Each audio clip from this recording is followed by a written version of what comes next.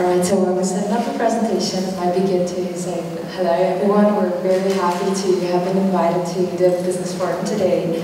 Working with United States environment and with Czech investors investing in the United States has made a pretty significant part of our day-to-day work life. So for us, it's always great to be able to speak with Czech investors heading to the States or operating them. And today we would like to just go through a few snapshots of like what's practically interesting. We're not going to go too much into the general like doing business in the United States because a lot of you already know how to approach the general thing. But we want to focus on a little like here and there practical advice that has maybe been even not surprising but different from our perspective, being familiar with the Czech business environment and the Czech law. I have a partner from our energy team, Petr, joining me today. I also focus on mostly Czech investors investing in energy in the United States too. Petr? Yeah. Hi, I'm Petr Barbora. Just introduce ourselves. What I wanted to say before we kick off is what we come across on the US deals is that we are in a unique times. I think it's a combination of two things. One of them is obvious to you, but one of them is probably less. Czech Republic is very strong country in terms of economy. If you look at Central and Eastern Europe, I would say the number of investors which are investing abroad, comparing to Poland, Hungary, Slovakia, with all the respect, in Prague you have many clients which are investing abroad, and the number is huge. It's increasing from year to year. So that's one of the unique aspects. Those clients are investing in US and all around the world. So that's first. And second is the COVID, which you know. And it's a lot of these clients are obviously depressed from these things, but they also take it as an opportunity. And Barbara and I are example of the opportunity.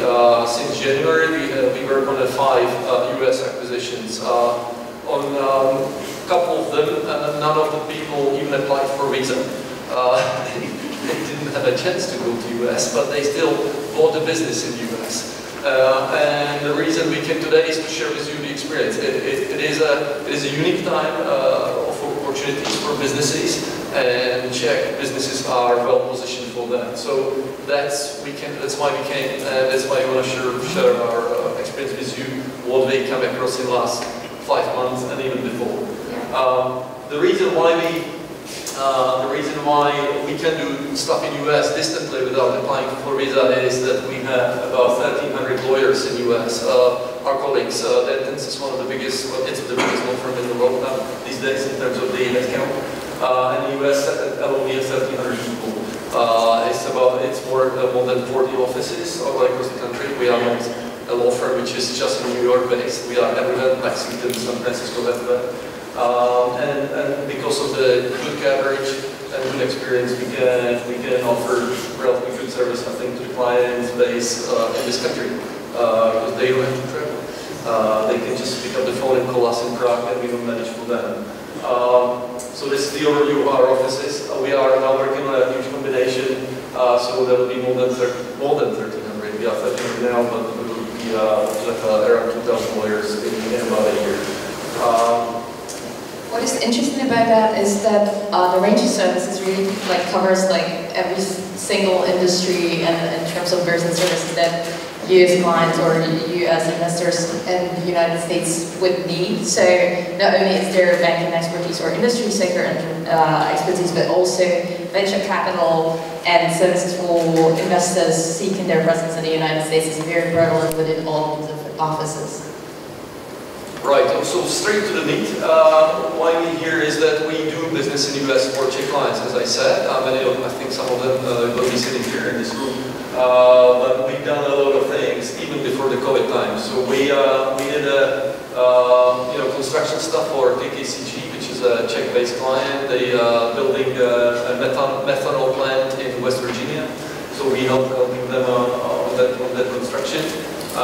We also help a lot of clients, Czech-based clients, to acquire US startups. I mean, you know that US startups culture is the most grown in the world, and obviously attracts local investors. They want to hedge their portfolios, so they invest into startups. And a lot of clients based in Prague invest in pharma, in biotech, in technology. And it's increasing. Last year alone, we done 10 to 15 startup investment from Czech Republic to the US. And vice versa, we also advise Czech clients, Czech startups going to the US. Again, a trend, I mean, Alas, one of the sponsors here, is a great example, but there are many others. So that's another area. Then third is M&A, which I mentioned already.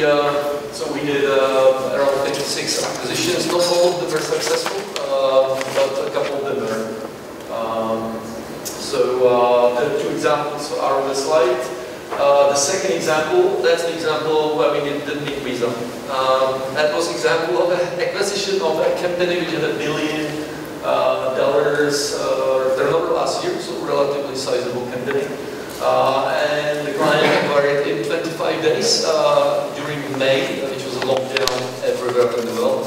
They did travel, and still they were successful in acquiring it. Another example that was earlier this year, that scores are called, both were 7 energy based. But as I said, the clients which are investing in the US, there's quite a few of them, and I think the number will be increasing. Now over to Barbara to lead us through the lessons learned. So we put together 8 very simple points that have come up, especially in these COVID qualified times. And number 1, most of these deals were extremely fast and extremely sharp, because when you think about it, COVID has, in many cases, created a pressure onto prices and onto businesses, and a lot of industries were significantly impacted, which then, in turn, obviously influenced the acquisition value. But as Peter mentioned, we needed to act really fast, so we would seriously be working around the clock, being extremely committed, leveraging the time differences, because you as lawyers can work at different hours than we would, and just put in these like super short deals, especially with the help of our United States colleagues. They were absolutely brilliant. Number 2 thing that kind of surprised us, or maybe was something different, is what we call litigation culture. Simply put, a lot of these issues that would come up would be qualified by saying, oh, but like somebody might sue anyway. And this is something that we're not really used to in the Czech business environment, because the litigations are not as frequent. While when you're like putting together a acquisition within the United States, there's like a lot of little formal things, like in terms of shareholder rights, in terms of other details within the acquisition, where you have to be really, really careful that even if you are, there still can be a litigation risk, which can be pretty surprising. Number 3, the different transaction documentation. Like, this is very interesting to us because in European or in continental environment, we would usually tend towards the lockdown SPA type, which is like very unusual to be done in the United States. So they just approach these issues a little differently. And in this regard, it is always very handy to have somebody who can act as a focal point in terms of like explaining all these different notions by means of knowing both legal systems. Then e-signing. So in general, in the United States, not very many people are extremely eager on touching papers nowadays for obvious reasons. So in this regard, providers like DocuSign or different e-signature providers have been like extremely prevalent nowadays, to the extent that we would complete the Blackhawk transaction that Peter mentioned that went through the media entirely by e-signatures. Which in here, again, in the Czech Republic, we have a lot of paperwork going back and forth, and the processes are much more formalized. And sometimes you can get into a lot of difficult situations with e-signatures, while in the United States it's absolutely market standard nowadays. Then there's the flexibility of the corporate law. So in the Czech Republic, when you're applying, you have like these long forms, there's like very long delays of the authorities, a lot of things take a lot of time.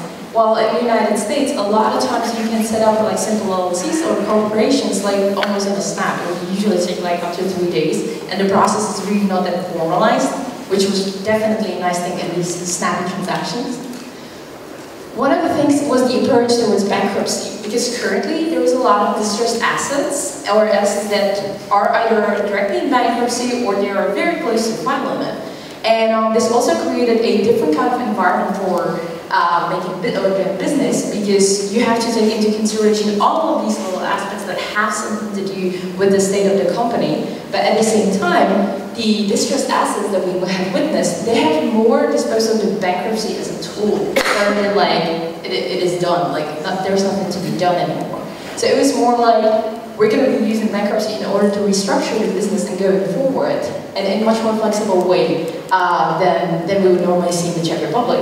And a fun fact, we had a Zoom distressed assets auction procedure, which is something very different for us, because we would have a court register and everything would happen on Zoom.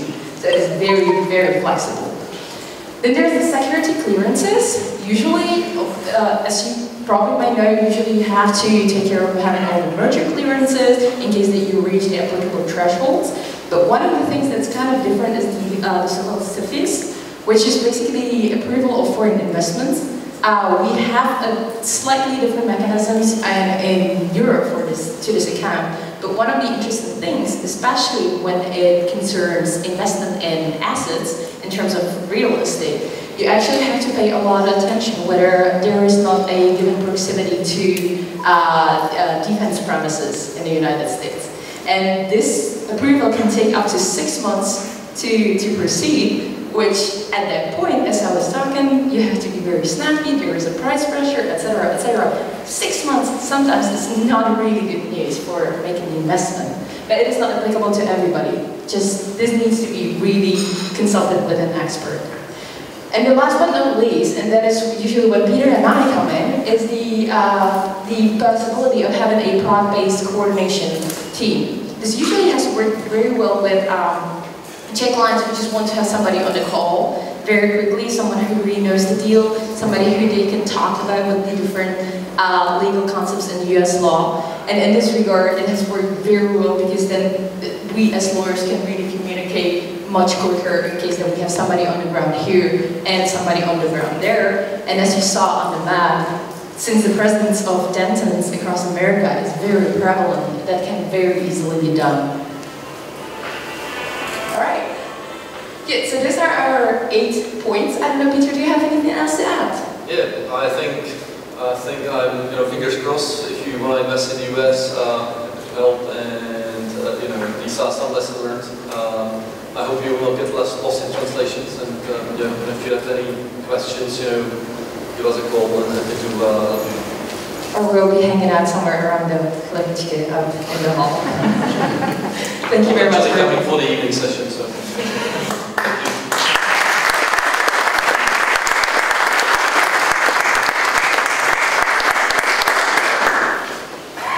Thank you very much for the presentation. One thing you have to take from this presentation is you will definitely need a lawyer looking at the United States. Maybe second thing, which is less fun, you don't need to travel. And since part of US Commercial Service mission is supporting traveling to US, I'm not sure if this is something I wanted to hear.